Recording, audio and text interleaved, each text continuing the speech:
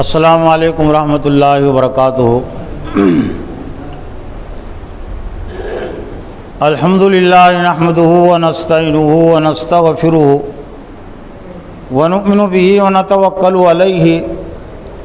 ونعوذ باللہ من شرور انفسنا ومن سیئات اعمالنا۔ قال اللہ تعالی فی القرآن المجید والفرقان الحمید۔ فاعوذ باللہ من الشیطان الرجیم، بسم اللہ الرحمن الرحیم۔ ان ھذا القرآن یہدی للتی ہی اقوم ویبشر المؤمنین الذین یعملون الصالحات ان لهم اجرا کبیرا وان الذین لا یؤمنون بالآخرۃ اعتدنا لهم عذابا الیما۔ وقال اللہ تعالی اذن وما كان المؤمنون لينفروا كافة فلولا نفر من كل فرقة منهم طائفة ليتفقهوا في الدين ولينذروا قومهم إذا رجعوا إليهم لعلهم يعذرون۔ وقال النبي صلى الله عليه وسلم من يريد الله به خيرا يفقهه في الدين وَإِنَّمَا أَنَا قَاسِمٌ وَاللَّهُ يُؤْتِي۔ وقال أيضا من جاءه الموت وهو يطلب العلم ليحيي به الإسلام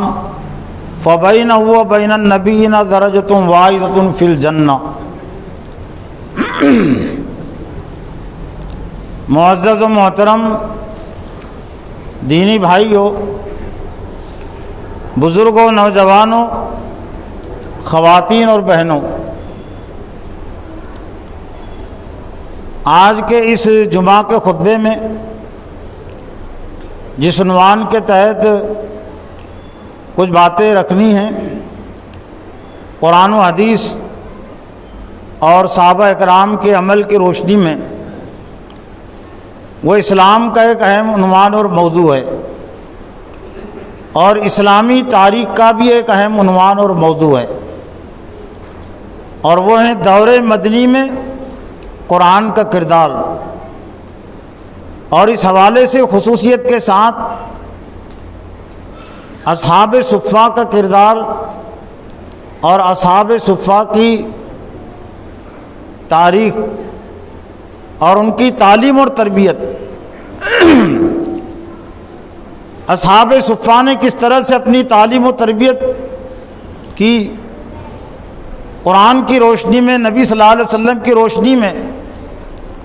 اور پھر کس طرح سے انہوں نے اور لوگوں کی تعلیم اور تربیت کی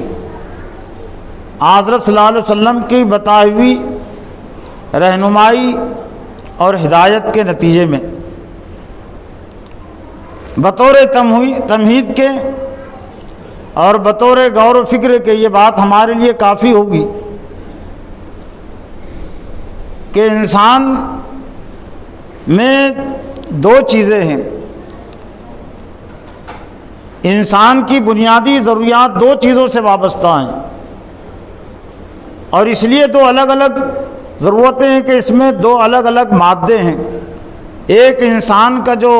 مادہ ہے وہ جسمانی وجود، اور ایک ہے اس کا ایمانی اور روحانی وجود، اور دونوں کی ضرورتیں بھی الگ الگ ہیں، دونوں کے تقاضے بھی الگ الگ ہیں، اور یہ دونوں چیزیں جہاں سے پیدا ہوئی ہیں تو ان کا مادہ بھی الگ ہے۔ انسانی جسم کا وجود یا اس کی بناوٹ مٹی سے ہوئی ہے۔ خلقکم من تراب، ہم نے تم کو مٹی سے پیدا کیا، تو جسمانی جو ضرورت ہے وہ مٹی سے وابستہ اللہ تعالیٰ نے کر دی، اور یہ مٹی انسانی جسم کی ضرورتیں پوری کرتی ہے۔ جو غذا انسان حاصل کرتے، جو غذا کھاتے ہیں، وہ سب مٹی سے پیدا ہوئی ہے۔ یہاں تک کہ وہ جسمانی لحاظ سے بیمار ہوں تو جسمانی جو بیماری کا جو علاج ہے وہ بھی یہی مٹی سے پیدا ہونے والے نباتات اور پودوں کے ذریعے سے، چیزوں کے ذریعے سے۔ لیکن انسان کا ایک دوسرا وجود ہے جس کو روحانی وجود ہم کہتے ہیں، यसअलूनका अनिर रूह, लोग आपसे रूह के मुतालिक पूछते हैं। कुलिर रूह मिन अमरी रब्बी, तो आप कह दीजिए कि रूह तुम्हारे रब के हुक्म से हैं। ये रूह मिट्टी से नहीं बनी। वो नफ़ख्तु फ़ी, हज़रत आदम अलैहिस्सलाम के मुतालिक कहा गया, अल्लाह ने फरिश्तों से कहा कि जब मैं हज़रत आदम को बना दूँ, यानी उसका जिस्म मिट्टी से बना दूँ, फ़ैज़ा सव्वैतुहु, जब मैं उसे मुकम्मल कर दूँ, फ़क़ऊ लहू साजिदीन, तो उसके लिए सजदे में सजदा करना। वह नफ़ख्तु फ़ीही रूही, और मैं जब उसमें रूह फूंक दूँ तो रूह अल्लाह की तरफ से आई है।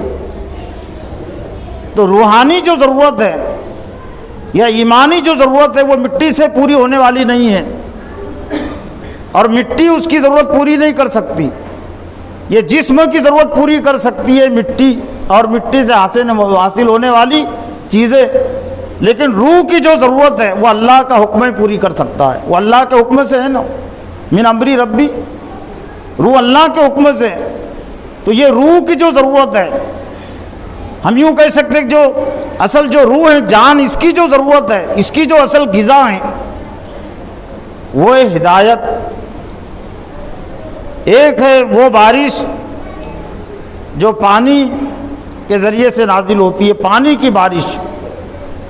ये भी आसमान से बरसती है, और ये पानी की बारिश के ज़रिए से इंसानी जिस्म का जो वजूद है उसकी जो ज़रूरत है वो पूरी होती है। लेकिन एक हिदायत की ज़रूरत भी है, और इस हिदायत की अहमियत अल्लाह ताला ने उस वक्त वादे कर दी थी जबकि हज़रत आदम अलैहिस्सलाम अभी आसमान पर थे। तो सूरह बकरा के चौथे रुकू में अल्लाह ताला ने हज़रत आदम अलैहिस्सलाम को खिताब करके कहा, हज़रत आदम और हज़रत हव्वा को, कुलना अभी तुम मिना जमिया, यहाँ से उतर जाओ, फ़इम्मा यातियन्नकुम मिन्नी हुदन फमन तबिया हुदाया फ़ला खौफुन अलैहिम वला हुम यहज़नून, मेरी जानिब से हिदायत आएंगी, रहनुमाई आएगी, तो जो इस हिदायत और रहनुमाई की इत्तिबा और पैरवी करेगा उस पर कोई डर और खौफ नहीं होगा। शैतान के मकर फ़रेब से, उसकी दुश्मनी से वो महफूज रहेगा, मामून रहेगा, लेकिन उसके लिए शर्त है फमन तबिया हुदाया, जो मेरी हिदायत और रहनुमाई की इत्तिबा और पैरवी करेगा। तो हज़रत मोहम्मद सल्लल्लाहु अलैहि वसल्लम ने भी अल्लाह की सुन्नत, अल्लाह की पॉलिसी के मुताबिक अहले ईमान की तरबियत की है। अल्लाह की पॉलिसी, अल्लाह की सुन्नत के मुताबिक आपने दावत भी दी है और अहले ईमान की तरबियत भी की है, उनके लिए तालीम का नज़्म कायम किया है। इससे पहले कि जुमा के खुतबे में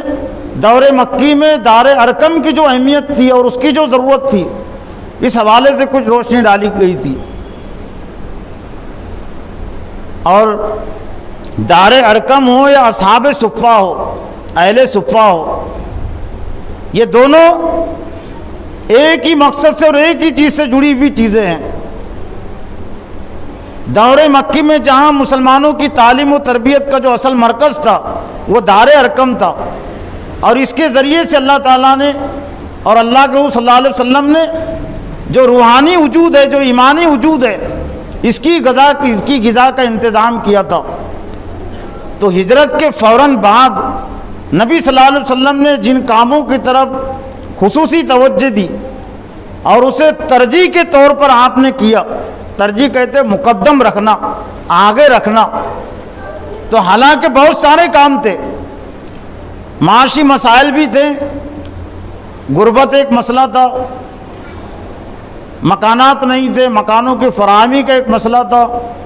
बहुत सारे माशी मसाइल थे, बहुत सारी ज़रूरियात ज़िंदगी की चीज़ें थी जिनका बाज़ाब्ता इंतज़ाम नहीं हुआ था।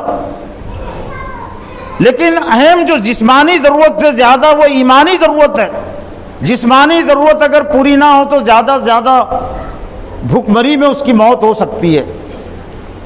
लेकिन जो भूखा मर जाए उसके लिए कोई जहन्नम की वईद और तंबी नहीं है। लेकिन अगर कोई रूह की प्यास में भूखा मर गया, ईमानी प्यास में भूखा मर गया, तो उससे मुताल्लिक पूछा जाएगा, और जो दूसरे उनके मुताल्लिक भी ज़्यादा पूछा जाएगा, और फिर उसका ठिकाना जहन्नम है। जो ईमान से महरूम हो गया, शैतान के مکر و فریب میں رہ کر جس نے زندگی گزاری، جس نے اپنے آپ کو شیطان کے داؤ پیچ سے نہیں نکالا،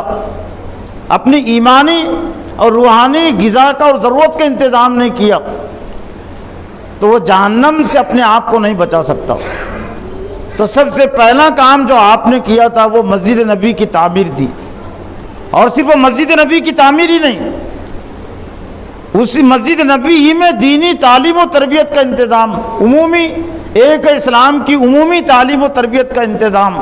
اور ایک ہے خصوصی تعلیم و تربیت کا انتظام، اور یہ دونوں ہی فرض ہے۔ عمومی تعلیم اور تربیت وہ فرض عین کے درجے میں ہر ایک کے لیے، اور خصوصی تعلیم و تربیت یہ فرض کفایہ کے درجے میں ہے کہ سب لوگ، سب اہل ایمان تو فقیہ نہیں ہو سکتے، سب اہل ایمان جو ہے تو 24 گھنٹے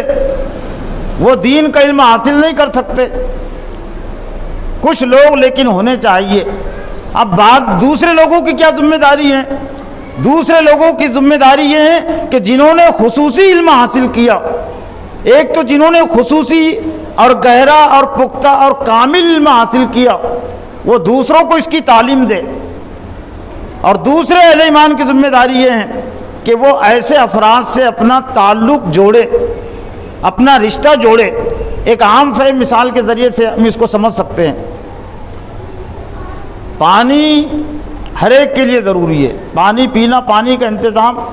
ہر ایک کے لیے ضروری ہے، لیکن تالاب بنانا، کنواں بنانا ہر ایک کی ذمہ ہر ایک کے بس میں بھی نہیں ہے، اور ہر ایک کے فرائض میں بھی نہیں ہے کہ وہ تالاب بنائے۔ پانی وہیں سے لیا جاتا نا، کنویں سے پانی لیا جاتا نا، یہ بورویل سے پانی لیا جاتا ہے نا۔ تو پانی حاصل کرنا وہ تو ہر ایک پر ضروری، ہر ایک پر فرض ہے، لیکن ہر ایک کے لیے پانی کے ذخیرے کا انتظام کرنا فرض نہیں ہے۔ کچھ لوگ اگر تالاب بنا لیں گے، کچھ لوگ اگر کنواں بنا لیں گے، کچھ لوگ اگر یہ بورویل کھود دیں گے، اس کا نصب کر دیں گے، تو جتنے افراد سے ان کی ضرورت پوری ہو سکتی ہے تو گویا کہ ان کا فرض کفایہ ادا ہو گیا، انہوں نے فرض کفایہ ادا کر دیا۔ لیکن اب دوسرے لوگوں کی ذمہ داری ہے کہ جنہوں نے تالاب بنایا تو وہ تالاب سے اپنا تعلق، رشتہ جوڑے کنیکشن کے ذریعے سے، وہاں سے اپنا کنیکشن جوڑے، وہاں سے پانی حاصل کرے، کنویں سے پانی حاصل کرے، تالاب سے پانی حاصل کرے۔ یہ ہر ایک کے ذمہ، یہی معاملہ سمجھ لیجئے۔ لیکن لوگ دنیا میں تو اس کی اہمیت سمجھتے ہیں کہ ہر ایک کے لیے ڈاکٹر بننا ضروری نہیں ہے، لیکن ہر ایک کو اپنی بیماری کا علاج کرنا ضروری ہے۔ جو بھی بیمار ہے تو اس کے لیے علاج کرنا ضروری ہے، تو علاج ڈاکٹر ہی کرتا ہے نا۔ تو اب کیا چیز باقی رہ جاتی ہے کہ جن لوگوں نے ڈاکٹری کا کورس کیا، جنہوں نے اس میں مہارت حاصل کی اور خصوصی تعلیم حاصل کی، تو ان ڈاکٹروں سے اپنا تعلق و رشتہ جوڑے، اور جب بخار آ جائے، جب بیمار ہو جائے، جسم بیمار ہو جائے، کوئی زخم لگ جائے، تو ڈاکٹر کے پاس جا کر وہ علاج کرے۔ تو جس طرح سے جسم بیمار ہوتا ہے، جسم زخمی ہوتا ہے، تو انسان کی روح بھی بیمار ہوتی ہے، اس کا ایمان بھی زخمی ہوتا ہے۔ قرآن مجید کا ایک تعارف یہ بھی ہے کہ وہ بیان یہ لوگوں کے لیے بیان ہے، وہ شفاء لما فی الصدور، اور اس میں شفا ہے، اس میں علاج ہے۔ جو کچھ تمہارے سینوں میں ہے، تمہارے دلوں میں، تمہارے سینوں میں جو روگ پیدا ہوتے ہیں، جو بیماریاں پیدا ہوتی ہے، تو ان بیماریوں کا علاج ہے قرآن مجید میں۔ اس لیے قرآن مجید میں جسمانی بیماریوں کے لیے، اور عربی میں جسمانی بیماریوں کے لیے مرض کا لفظ نہیں ہے، مرض جسے کہتے ہیں عام طور سے بیماری، تو یہ جسمانی مرض کے لیے استعمال نہیں ہوا ہے قرآن مجید میں۔ جسمانی بیماری کے لیے کوئی اور لفظ ہے، اور وہ حدیث مشہور معروف بخاری شریف کی ہے، اور بہت سارے جو مسلم ڈاکٹر ہیں اور خاص طور سے جو حکیم ہوتے ہیں وہ لکھ کر لگاتے ہیں، لِكُلِّ دَاءٍ دَوَاءٌ، لِكُلِّ دَاءٍ دَوَاءٌ، ہر دائی یعنی مرض، بیماری، ہر بیماری کی دوا ہے۔ لِكُلِّ مَرْضٍ، دواؤں کے الفاظ نہیں ہیں کہ ہر بیماری کی دوا ہے، یہ مرض کے جو الفاظ ہے یہ جو نفاق کا مرض ہے، جو شرک کا مرض ہے، جو بے دینی کا مرض ہے، مال کی محبت کا مرض ہے، اولاد کی محبت غالب ہونے کا مرض ہے، بیوی کی محبت غالب ہونے کا مرض، خاندان کی محبت غالب ہونے کا مرض، حکومت کی محبت غالب ہونے کا مرض، اور حکومت کا ڈر غالب ہونے کا مرض، خاندان کا ڈر غالب ہونے کا مرض، یہ سب بیماریاں ہیں۔ اس لیے سورہ بقرہ کے دوسرے رکوع میں، پہلے پارے کا دوسرا رکوع بھی آپ اسے کہہ سکتے ہیں، جہاں سے پہلا پارہ شروع ہوتا ہے، سورہ بقرہ بھی وہیں سے شروع ہوتی ہے، تو منافقین کے حوالے سے اللہ تعالیٰ نے فرمایا فی قلوبہم مرض فزادہم اللہ مرضا، ان کے دلوں میں بیماری ہے، مرض ہے۔ تو کس قسم کا مرض تھا؟ وہ کوئی جسمانی مرض نہیں تھا، فی قلوب، ان کے دلوں میں بیماری ہے، مرض ہے، فزادہم اللہ مرضا، اللہ نے ان کے مرض کو، ان کی بیماری کو اور بڑھا دیا۔ لیکن افسوس کے ساتھ کہنا پڑتا ہے کہ عام انسانوں کو اور مسلمانوں کو اس بات کا تو احساس ہے کہ جسم بیمار ہوتا ہے، اور جسم کا علاج فرض ہے، ضروری ہے، ورنہ اگر بیمار جسم کا اگر علاج نہ کیا جائے اور زیادہ دنوں تک وہ بیماری ایسے ہی رہے تو بیماری کم ہونے کے بجائے اور زیادہ بڑھ جاتی ہے، اور زیادہ بڑھ جائیں گی تو موت بھی اس کی واقع ہو سکتی ہے۔ لیکن دل بھی ہمارا بیمار ہوتا ہے، ایمانی لحاظ سے، روحانی لحاظ سے بھی ہم بیمار ہوتے ہیں، اور شیطان پھر اور زیادہ بیمار کر دیتا ہے، غلط معاشرہ، غلط ماحول اور زیادہ بیمار کر دیتا ہے، تو اس کا احساس ابھی پیدا نہیں ہوا۔ اسی ضرورت کا انتظام کیا تھا نبی صلی اللہ علیہ وسلم نے مسجد نبوی اور صفہ کے ذریعے سے۔ مسجد نبوی میں تو عمومی تعلیم ہوتی تھی، لیکن اللہ کے رسول صلی اللہ علیہ وسلم نے خصوصی تعلیم کا نظم بھی قائم کیا تھا۔ صفہ چبوترے کو کہتے ہیں، مسجد نبوی کے متصل سامنے ایک چبوترا۔ مفسرین مورخین نے جو کچھ لکھا اس کے متعلق کہ اس پر سائبان تو تھا، سایہ تو تھا، کھجوروں کے درختوں کے پتے اور بھی کچھ ٹہنیوں کے ذریعے سے، لیکن اس کو دیواریں نہیں تھی، ایک چبوترے کا نظم، اور اس میں بیک وقت 100 افراد رہ سکتے تھے مقیم کی حیثیت سے، گویا کہ ایک دارالاقامہ تھا وہ، دینی تعلیم و تربیت کا، عام لفظوں میں ہاسٹل کا نظام، الگ سے کوئی مطبخ نہیں تھا، جو کچھ صحابہ اکرام لا کر دے دیتے تھے بس پر گزر بسر کرتے تھے۔ یا پھر وہ اہل صفہ کا جو کردار تھا، اہل صفہ کی جو تاریخ تھی، ان میں سے کچھ ایسے بھی تھے جنہوں نے باریاں مقرر کر رکھی تھی کہ آج میں نبی صلی اللہ علیہ وسلم کی خدمت میں رہوں گا، اور جو کچھ نبی صلی اللہ علیہ وسلم قرآن سنائیں گے، سمجھائیں گے، میں یاد رکھوں گا۔ اور جب آپ شام آئیں گے لکڑیاں لے کر، کچھ صحابہ کرام نے باریاں مقرر کر لی تھی کہ جنگل جائے، لکڑیاں لے کر آئے، بازار میں بیچے، اور پھر جو کچھ انہوں نے علم حاصل کیا یہاں رہ کر، ان کی ذمہ داری تھی کہ جو جنگل میں گئے ہیں تو شام میں ان کو وہ سکھائے، سمجھائے۔ تقریباً 300-400 فارغین یہاں سے ہوئے ہیں، اہل صفہ کی جو تعداد مفسرین لکھی۔ پھر اس کے بعد پھر اسلام جیسے جیسے دوسرے علاقوں میں پھیلا تو ہر شہر میں پھر مسجد نبوی کے طرز پر عمومی تعلیم کا نظم اور صفہ کے طرز پر خصوصی تعلیم کا نظم پھر اسلامی حکومت کی طرف سے ہر دور میں ہوا ہے۔ لیکن اہل صفہ کی ایک تاریخ اور کردار یہ بھی ہے کہ یہ 400 جو وہاں کے باضابطہ فارغ ہے، انہوں نے اسلامی حکومت کے قیام اور اس کے نظم کے سلسلے میں، خلافت راشدہ کے قیام اور اس کے نظم کو سنبھالنے کے سلسلے میں سب سے زیادہ کردار انہوں نے پیش کیا۔ ان میں پیش تھے حضرت ابو ہریرہ رضی اللہ تعالیٰ عنہ، حضرت معاذ بن جبل رضی اللہ تعالیٰ عنہ، جو بعد میں اسلامی حکومت کے مختلف مقامات پر گورنر بھی بنائے گئے، لیکن شروع میں ان کی حالت اور ان کی حیثیت کیا تھی؟ تو میں نے 2 حدیثوں کے ذریعے سے اصحاب صفہ کے حوالے سے کچھ میری اپنی تذکیر کے لیے اور توجہ کے لیے اور یہ سمجھنے کے لیے، سمجھانے کے لیے کہ دینی اور ایمانی لحاظ سے سب سے مقدم ضرورت کیا ہے، سب سے مقدم مسئلہ کیا ہے، روٹی، کپڑا اور مکان یا رب، رسول اور قرآن؟ میں اس کے وزن پر یہ سمجھنے کے لیے اصطلاح استعمال کرتا ہوں کہ دنیا والوں نے تو صرف یہ نعرہ دیا کہ روٹی کپڑا اور مکان یہی ضرورت ہے، کمیونسٹ کا دیا ہوا نعرہ، اور بعد میں تمامی ملکوں والوں نے اس کو قبول کر لیا، تسلیم کر لیا۔ لیکن اس کے مقابلے میں ہم کو نعرہ دینے کی ضرورت ہے کہ رب، رسول اور قرآن، جب تک کہ رب سے ہمارا تعلق و رشتہ نہ ہو، رسول سے ہمارا رشتہ اور تعلق نہ ہو، قرآن سے ہمارا رشتہ اور تعلق نہ ہو، تو روٹی اور کپڑا اور مکان کچھ نہیں کر سکتے۔ اور دنیا نے دیکھ لیا، بتا دیا کہ روٹی کپڑے اور مکانات کی فراوانی ہے، لیکن پھر چین و سکون کیوں نہیں ہے؟ یہ دنیا ناانصافی سے، قتل و غارت گری سے کیوں بری ہوئی ہے؟ اس لیے بری ہوئی ہے کہ رب، رسول اور قرآن وہ پہلے ہیں۔ اسلام جو تعلیم دیتا ہے، بھوکے رہ کر بھی، کھلے جسموں کے ساتھ رہتے ہوئے بھی تم پر تعلیم فرض ہے۔ رب اور رسول اور قرآن سے تمہارے لیے جڑنا ضروری ہے۔ اور یہ دو حدیثوں کے حوالے سے اور اہل صفہ کی تاریخ کے حوالے سے یہ چیز واضح ہوتی ہے۔ حضرت ابو سعید خدری رضی اللہ تعالیٰ عنہ راوی ہے، یہ ابو داؤد شریف کی روایت ہے، جو سیاہ ستہ میں حدیث کی جو مستند 6 کتابیں ان میں سے ایک ابو داؤد بھی ہے۔ ابو داؤد کی روایت ہے اور صاحب مشکات نے بھی اس کو نقل کیا ہے۔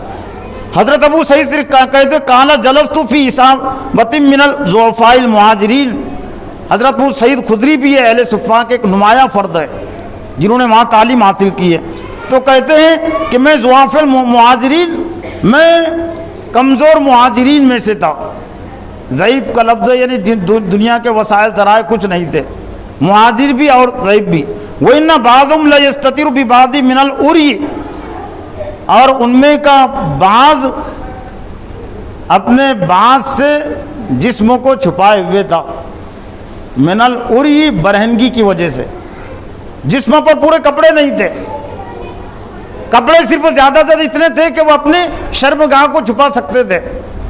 گھٹنے سے لے کر ناف تک کا جو بدن ہے مرد کا، وہ فرض کے درجے میں ہے۔ عورت کا تو پورا بدن سطر میں ہے، فرض ہے چھپانا، لیکن مرد کے لیے بھی ناف سے لے کر گھٹنے تک کا بدن چھپانا ضروری ہے، وہ کبھی کھول نہیں سکتا۔ لیکن یہ حضرت ابو سعید خدری کہتے ہیں کہ میں ان مہاجرین کی جماعت میں ایک مرتبہ بیٹھا ہوا تھا، اور ان کا حال یہ تھا کہ وَإِنَّ بَعْضُهُمْ لَيَسْتَتِرُ بِبَعْضٍ مِنَ الْعُرْيِ، ان میں کا بعض اپنی پیٹھ کو دوسرے کے پیٹھ سے لگا کر بیٹھا ہوا تھا، کیوں؟ تاکہ ستر پوشی ہو جائے۔ لیکن کائے کے لیے بیٹھے تھے؟ وہ قاریٌ یقرؤ علینا، اور ایک قرآن مجید کا پڑھنے والا ہمارے درمیان میں قرآن مجید پڑھ رہا تھا، سنا رہا تھا۔ اس حالت میں انہوں نے علم حاصل کیا کہ کپڑوں، جسموں پر پورے کپڑے بھی نہیں ہیں، اور برہنگی کی وجہ سے، جسم کے کھلے پن کی وجہ سے کہ کوئی ہمارے سطر کو دیکھ نہ سکے، وہ مل مل کر بیٹھے ہوئے، ایک دوسرے سے پیٹھ لگا کر بیٹھے ہوئے، اور ایک پڑھنے والا ہمارے درمیان میں قرآن مجید کو پڑھ رہا تھا۔ اس جہاں رسول اللہ صلی اللہ علیہ وسلم، اور اسی درمیان میں نبی صلی اللہ علیہ وسلم آئے۔ نبی صلی اللہ علیہ وسلم ان کو سنا کر سمجھا کر چلے بھی جاتے تھے، پھر وہ آپس میں اس کا مذاکرہ کرتے تھے، درس لیتے تھے، درس دیتے تھے ان آیات کی روشنی میں، قرآن مجید کے فرامین کی روشنی میں۔ تو نبی صلی اللہ علیہ وسلم اس دوران میں آئے، سقط القاریو، تو جو پڑھنے والا تھا، جو قرآن مجید کو سنانے والا تھا، وہ خاموش ہو گیا۔ ظاہر وہ ہونا بھی چاہیے، نبی صلی اللہ علیہ وسلم کی موجودگی میں اس کے پڑھنے کی اور اس کی تعلیم کی کیا اہمیت ہو سکتی ہے۔ تو جو قرآن مجید سنا رہا تھا تو وہ خاموش ہو گیا۔ فسلم ثم قال، نبی صلی اللہ علیہ وسلم نے سلام کیا، ثم قال ما کنتم تصنعون، تم کیا کر رہے تھے؟ تو انہوں نے جب قلنا نستمع الی کتاب اللہ تعالی، تو حاضرین نے جواب دیا کہ ہم کتاب اللہ کو سن رہے تھے، قرآن مجید کو ہم سن رہے تھے۔ فقال الحمدللہ الذی جعل من امتی من امرت ان اصبر نفسی معہم، نبی صلی اللہ علیہ وسلم نے فرمایا کہ تمام تعریف اللہ کے لیے کہ الذی جعل من امتی، کہ اس نے میری امت میں ایسے لوگ بنائے، پیدا کیے کہ جن کے پاس بیٹھنے کا مجھے حکم دیا گیا۔ جتنا ناز کرے کم ہے یہ تعلیم کی اہمیت پر، کہ تمام تعریف اس اللہ کی ہے کہ میری امت میں جس نے ایسے لوگ پیدا کیے ہیں جو ابھی جن کے کون سے وہ لوگ تھے، اتنا کپڑا ان کو نہیں تھا کہ وہ فرض سطر کو چھپا سکے، ناف سے لے کر گھٹنے تک کے بدن کو چھپا سکے، اتنا بھی کپڑا ان کو نہیں تھا۔ وہ چھپانے کے لیے وہ ایک دوسرے کے پیٹھ کو لگائے ہوئے تھے، ایک دوسرے سے لگ کر بیٹھے ہوئے تھے، تو نبی صلی اللہ علیہ وسلم نے فرمایا کہ تمام تعریف اللہ کے لیے کہ میری امت میں جس نے ایسے لوگ پیدا کیے، من امرت ان اصبر نفسی، کہ مجھے حکم دیا گیا کہ میں اپنے آپ کو ان کے ساتھ رکھوں، ان کے ساتھ میں بھی شریک رہوں، میں بیٹھوں ان کے ساتھ۔ قال فجلس وسطنا، پھر راوی کہتے ہیں کہ نبی صلی اللہ علیہ وسلم ہمارے بیچ میں بیٹھ گئے، لیعدل بنفسی، تاکہ کوئی کسی کے ساتھ ناانصافی نہ ہو، کہ سب یہ سمجھے سب کے لیے برابری، یعنی بیچ میں آ کر بیٹھ گئے، کوئی غریب نہیں، سب برابر، آپ نے کہا ایسا ہلکا بنا لو۔ پھر آپ نے اپنے لیعدل بنفسی فینا ثم قال بیدی ہاکذا فتعلقوا، اس طرح سے ہلکا بنا لو گول۔ وہ برزت وجوہہم لہو، اور تمام کے تمام وہ اہل صفہ صحابہ صفہ کے چہرے پھر نبی صلی اللہ علیہ وسلم کی طرف متوجہ، آپ نے اپنے طرف چہرے کرنے کے لیے۔ فقال ابشروا، پھر نبی صلی اللہ علیہ وسلم فرمایا کہ خوشخبری سنو، بشارت سنو، یا معاشر صالح، اے صالح المہاجرین، اے غریب اور ضعیف مہاجرین، ہجرت کرنے والے اس میں زیادہ تھے، جو مدینہ کے باہر تھے، جن کا کوئی مکان نہیں تھا، الگ سے کوئی ضروریات کا انتظام بھی نہیں تھا، بھوکے پیاسے رہ کر ایک طرح سے یہ قرآن کی تعلیم حاصل کرنے والا یہ گروہ تھا۔ تو نبی صلی اللہ علیہ وسلم کہ اے غریب مہاجرین، اس مکمل نور کی خوشخبری سن لو، بن نور تام یوم القیامتی، قیامت کے دن تمہیں مکمل نور حاصل رہے گا۔ اور اس نور کا تذکرہ قرآن مجید کے اور دوسرے مقامات پر بھی ہے کہ یسعی بینہم، نور ان کے آگے اور پیچھے دوڑ رہا ہوں گا، روشنی، اور اس نور کی روشنی میں، اس کے اجالے میں وہ جنت کا راستہ طے کریں گے۔ تو جو منافقین ہوں گے تو ان کے متعلق کہا گیا کہ ذرا ہمارا بھی لحاظ اور خیال کرو، نقتبس من نورکم، تاکہ تمہارے نور سے، تمہاری روشنی سے ہم بھی کچھ فائدہ اٹھائیں۔ تو ان کو جواب دیں گے وہ اہل ایمان، فلتمسوا نورا، جاؤ لوٹ جاؤ، اپنا نور خود تم تلاش کرو، تم نے دنیا میں اندھیرے کی اتباع اور پیروی کی، گمراہی کی اتباع اور پیروی کی، تو یہاں تمہیں نور کیسے مل سکتا ہے؟ تو نبی صلی اللہ علیہ وسلم نے ان مہاجرین کو خوشخبری سنائی کہ نور تام یوم القیامتی، قیامت کے دن تمہیں مکمل نور حاصل ہوگا، تدخلون الجنت،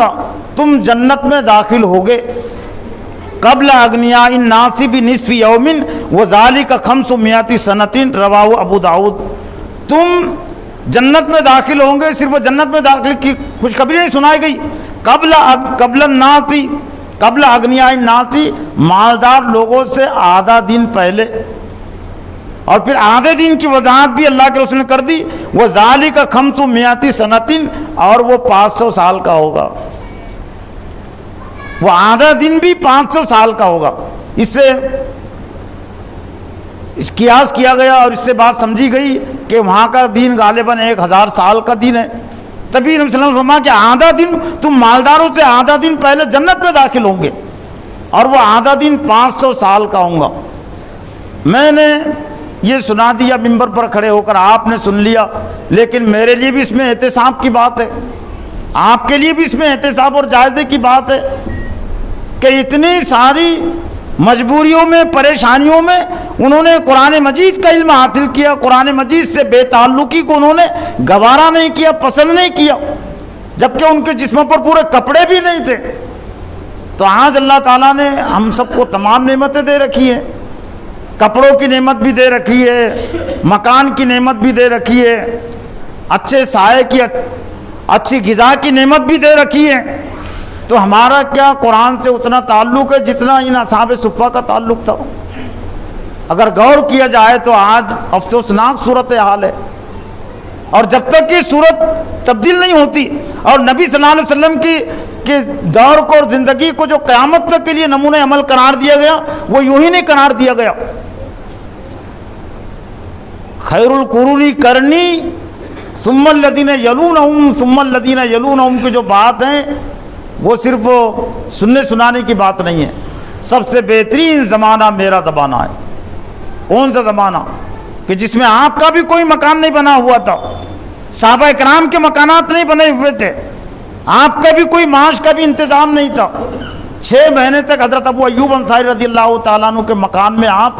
قیام پذیر تھے ایک مہمان کی حیثیت سے، لیکن مسجد نبی کی تعمیر ہو گئی اور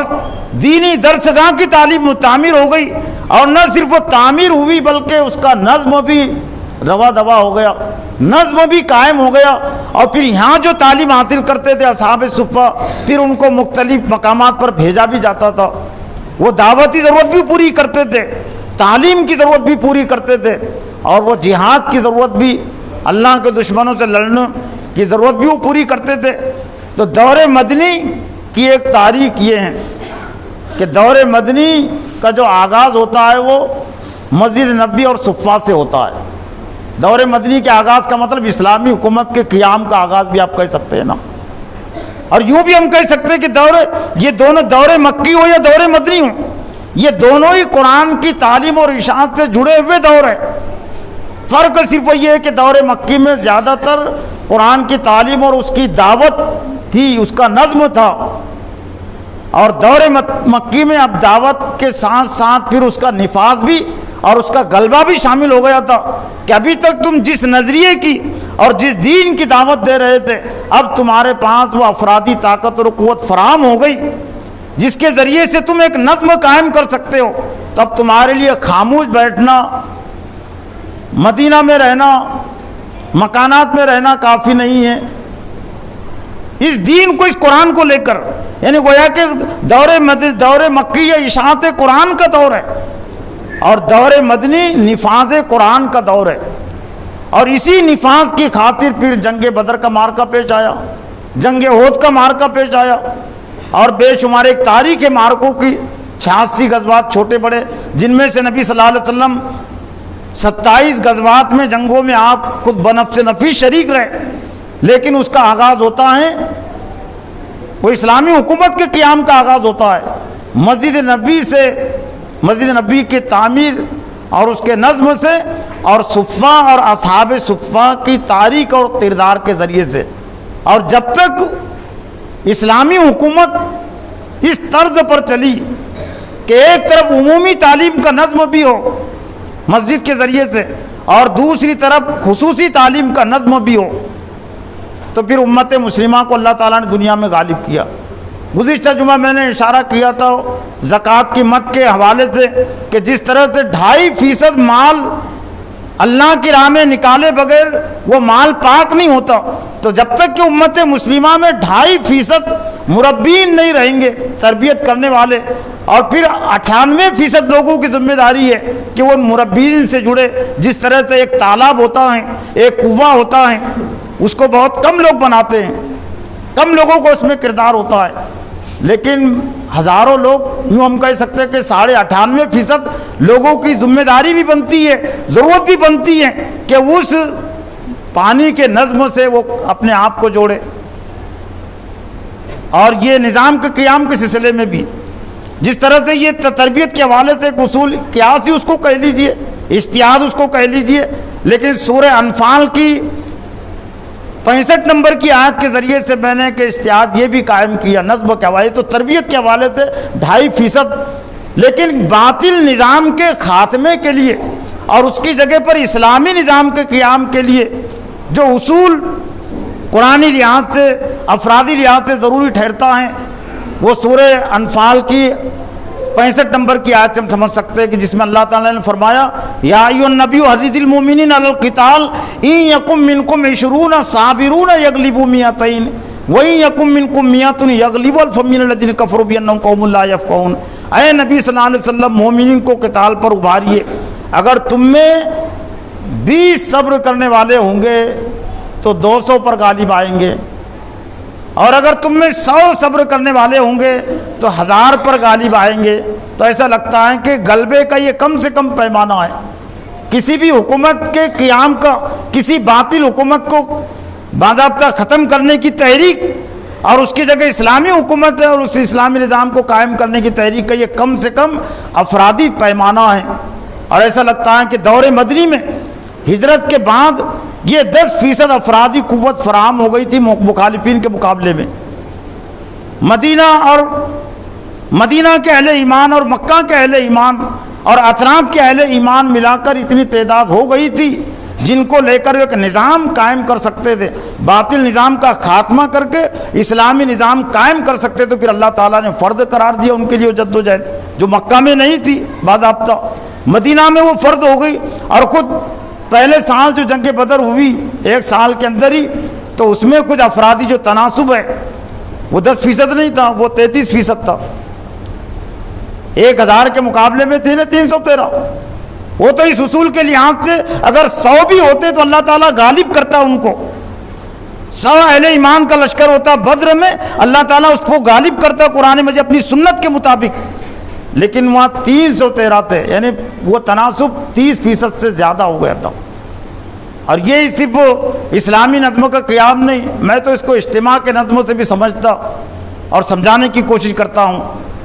کہ اجتماع کے نظم کو چلانے کے لیے بھی 10% افرادی قوت آپ کے لیے ضروری ہے۔ 100 افراد کا اجتماع ہے تو 10 اگر افراد نہیں رہیں گے